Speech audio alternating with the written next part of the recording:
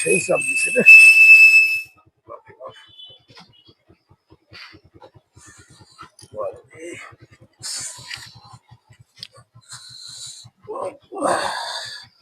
আজকে গাড়ি পাইছি রে।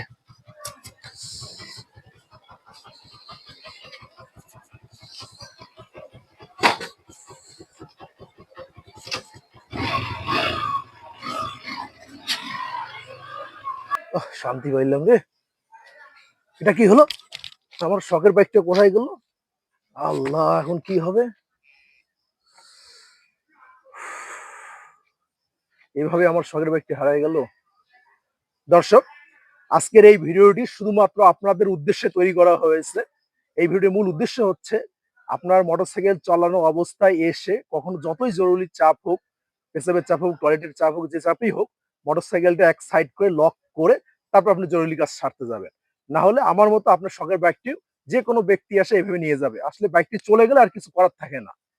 যখন আপনার নিজের কাছে থাকবে তখন আপনার, যখন চলে যাবে তখন আর কিছু করার থাকে না। অর্থাৎ এই ভুল থেকে আমরা সকলেই শিক্ষা গ্রহণ করি। আল্লাহ হাফেজ।